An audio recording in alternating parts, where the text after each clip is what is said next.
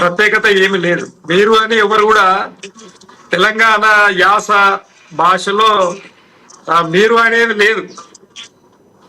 మాకు తెలిసిన కాడికి నాకు తెలిసిన అయితే ఇక్కడ సరే ఆమెకు వచ్చిన భాషలో ఆమె స్పందించే హక్కు ఆమెకున్నది.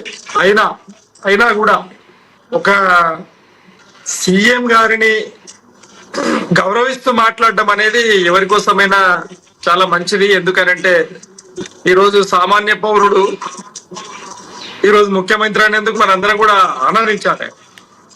ప్రజాస్వామ్యంలో ఎవరు గొప్పలు గారు, అందరూ సమానం.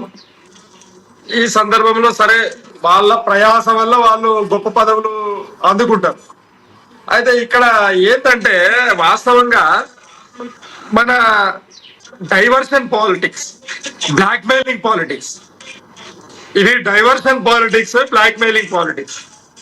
ఇక నీవు నేర్పిన విద్య నీరజాక్ష అన్నట్టు మరి రేవంత్ రెడ్డి గారు ఆనాడు పిసిసి అధ్యక్షులుగా ఉండి మరి అక్కడ వాళ్ళ నాన్నగారికి, వాళ్ళ అమ్మగారికి, వాళ్ళ సమూహానికి ఏమేం మాటలు ఇచ్చిందో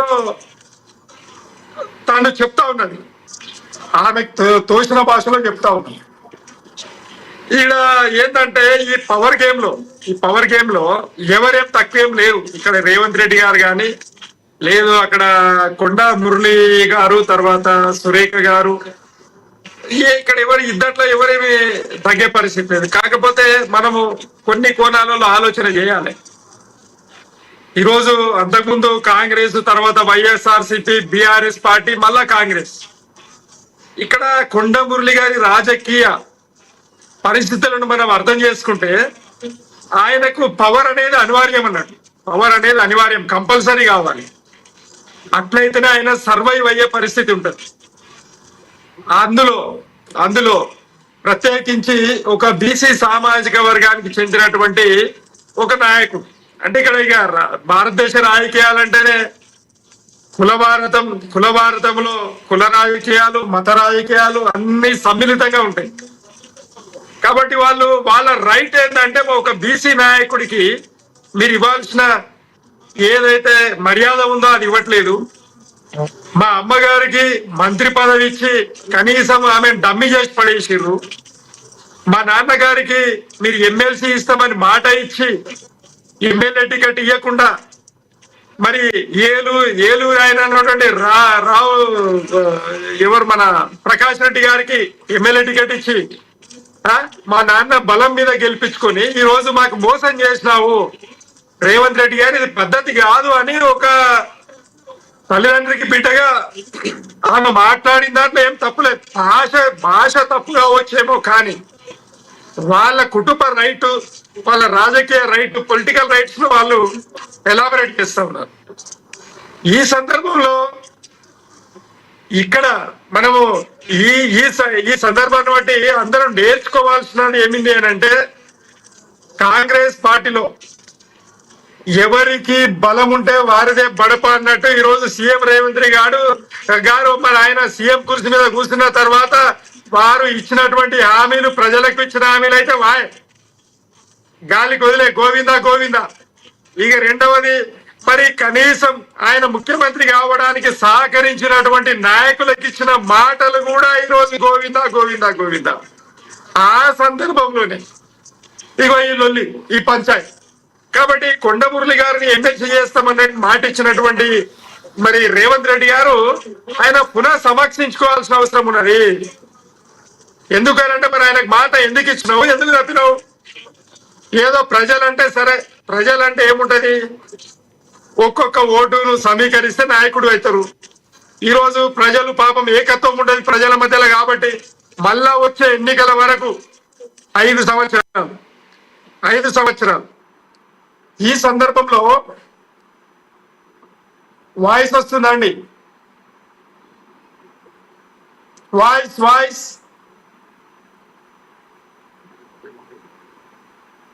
లక్ష్మీనాథ్ గారు. సార్ మాట్లాడండి, ప్లీజ్ కంటిన్యూ.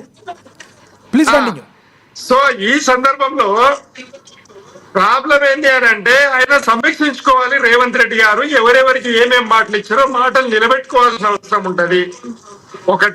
ఒకవేళ నిజంగానే ఎమ్మెల్సీ చేస్తామనంటే ఎమ్మెల్సీ ఖచ్చితంగా చేయాలి, తప్పు కాదు. కానీ ఇంకొకటి ఏంటి అని అంటే, ఇంతకు ముందు మరి గౌరవ డాక్టర్ గారు చెప్పినట్టుగా ఒక ఇంట్లో ఎన్ని పదవులు ఇస్తారు, ఒక ఇంట్లో ఎన్ని పదవులు, తక్కువ పదవులు, అది కూడా ముఖ్యమైన పదవులు అన్ని కూడా మాకే కావాలి అని అంటే ఏంటండి? మళ్ళీ వాయిస్ పోయింది. ప్లీజ్ కంటిన్యూ చేయండి, వినపడుతుంది సార్ ప్లీజ్. ముఖ్యమైన పదవులు అన్ని మాకే కావాలంటే ఎట్లా అంటే, ఆల్రెడీ ఒక మంత్రి పదవి ఇచ్చిండ్రు, మళ్ళీ ఇప్పుడు ఎమ్మెల్సీ కావాలి, వచ్చే ఎన్నికలలో సుష్మిత గారికి ఎమ్మెల్యే కావాలి. ఇది కదా పంచాయతీ. కాబట్టి అది అధిష్టానం అనేది చూసుకుంటది. కాబట్టి ఎవరి కోరికలు నెరవేరుస్తామని అన్నారు, అంటే వాళ్ళకు నెరవేరే పరిస్థితిని సీఎం రేవంత్ రెడ్డి గారు కల్పించాల్సిన అవసరం ఉంది పార్టీలో. ఈరోజు ఒకే కుటుంబంలో 4 పదవులు పోయిన తర్వాత ఇప్పుడు శివలాల్ కానివ్వండి, ఒక కరుడు కట్టిన కాంగ్రెస్ నాయకత్వంకు మరి వాళ్ళ జీవితం అంతేనా? అలా జీవితం అంతేనా? ఒకసారి ఆలోచన చేయాలి. కాదు విజయార్య గారు, మీరు భలే శివలాల్ గారిని అయితే భలే అడిగారు, కానీ ఎందుకు బీఆర్ఎస్ మీ హైకమాండ్ మరి ఎందుకు అడగలేకపోయారు? వాళ్ళు కూడా అంతేగా. నేనేమంటున్నా సార్, బీఆర్ఎస్ వేరు కాంగ్రెస్ వేరు అని ఎప్పుడు అనలేదు. అన్ని పార్టీల విషయం మనం మాట్లాడేది ఎప్పుడు జనరల్ గా ఇన్ జనరల్ మాట్లాడతాము. బీఆర్ఎస్ పార్టీలో ఒక కేసీఆర్ గారి పదవి, కేటీఆర్ గారి పదవి, హరీష్ రావు గారి పదవి, తర్వాత కవితమ్మ గారి పదవి వదిలేస్తే తక్కిన 96% పదవులన్నీ కూడా ప్రజలకే కదా ఇచ్చింది. 1% వాళ్ళు 4 ఉన్నారు, 99% పదవులు ప్రజలకే కదా ఇచ్చింది. బీసీలకు దాదాపు 70% బీసీలు, 70% బీసీలు పార్టీలో ఉన్నారు, పార్టీ పదవుల్లో ఉన్నారు. తర్వాత ప్రభుత్వం కూడా బేరీజు వేసుకొని లెక్కేస్తే ప్రభుత్వ పదవులలో కూడా బీసీలు 20% పైపెచ్చున్నారు. ఎస్సీలకు రిజర్వేషన్స్ ఉన్నాయి, మైనార్ రిజర్వేషన్స్ ఉన్నాయి. యాజ్ పర్ ది రిజర్వేషన్స్ ప్రకారంగా ఎస్సీ మైనారిటీలకు ఖచ్చితత్వంతో వాళ్లకు మరి కేసీఆర్ గారు న్యాయం చేసిర్రు. అలాగే రిజర్వేషన్ లేకున్నా చట్టసభలలో బీసీలకు 60% ఎమ్మెల్యే పదవులు ఇచ్చిండు, మంత్రి పదవులు ఇచ్చు. కాబట్టి వాస్తవంగా ఏంటంటే సమపాలనలో ఉన్నటువంటి పార్టీ బీఆర్ఎస్ పార్టీ.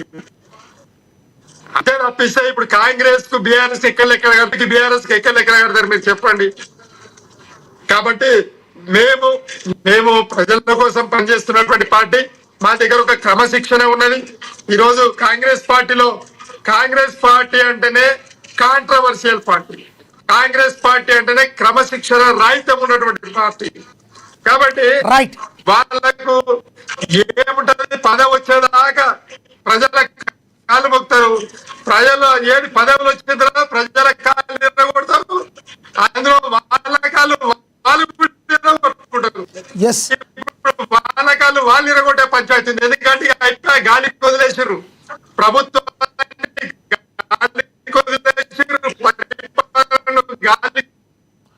రైట్ విజయార్య గారు, మీ దగ్గర సిగ్నల్ వీక్ ఉన్నట్టుంది, నేను మళ్ళీ మాట్లాడతాను మీతో. ఒకసారి రీజాయిన్ అవ్వండి విజయార్య గారు. మనతోటి ఫోన్లో అందుబాటులో ఉన్నారు తెలంగాణ జనసేన అధికార ప్రతినిధి హైందవి రెడ్డి గారు ఫోన్లో అందుబాటులో ఉన్నారు, ఆవిడతో మాట్లాడదాం. హైందవి రెడ్డి గారు నమస్తే అండి. నమస్తే అండి. హైందవి రెడ్డి గారు, ఫస్ట్ ఆఫ్ ఆల్ తెలంగాణలో ప్రస్తుత ఒక 10 రోజుల నుంచి ఏం జరుగుతుందో మీకు తెలుసు. మంత్రి కొండా సురేఖ గారి కుమార్తె కొండా సుస్మిత గారి ఇష్యూ నడుస్తుంది. ఆవిడ సాక్షాత్తు ముఖ్యమంత్రి రేవంత్ రెడ్డి గారి మీద చేసిన వ్యాఖ్యలు పెద్ద దుమారాన్ని రేపాయి. అయితే సుస్మిత గారు చేసిన వ్యాఖ్యలు మీరు ఏ కోణంలో చూస్తారు? ఇదే సుస్మిత గారు మీ జనసేన పార్టీకి వస్తారన్న ఊహాగానాలు ఊపందుకున్నాయి. అవి ఊహాగానాలైనా వచ్చే అవకాశాలు ఏమైనా ఉన్నాయా? మీరేం చెప్తారు? కొండా సుష్మిత గారు మరి వారికి కాంగ్రెస్ పార్టీతో ఏ అనుబంధంతో మాట్లాడారన్నది వారే చెప్పాలి. ఆ వివరణ ఇవ్వాల్సింది కొండా సుష్మిత గారే. ఇకపోతే కాంగ్రెస్ పార్టీలో మరీ వ్యక్తి స్వేచ్ఛ ఎక్కువ ఉంటది కదా, కాబట్టి ఎవరికి ఏదైనా మాట్లాడే అధికారం ఉంటుంది అని చాలా మంది అంటారు అనమాట. సో ఆమె కూడా ఆ విధంగానే అభిప్రాయం తెలియజేస్తుండొచ్చు. అక్కడ వాళ్ళు ఏ రకంగా తీసుకుంటారు, తర్వాత వాళ్ళు ఏ విధమైనటువంటి చర్యలు తీసుకుంటారు అన్నది కాంగ్రెస్ పార్టీ అంతర్గతమైనటువంటి వ్యవహారం. ఆ విషయంలో జనసేన పార్టీగా మేము ఎలాంటి కామెంట్స్ చేయాలనుకోవట్లేదు. ఇకపోతే జనసేనలోకి వచ్చే విషయం అయితే, ఒక జెన్జీ లీడర్ తను కూడా ఇప్పుడిప్పుడే రాజకీయాల్లో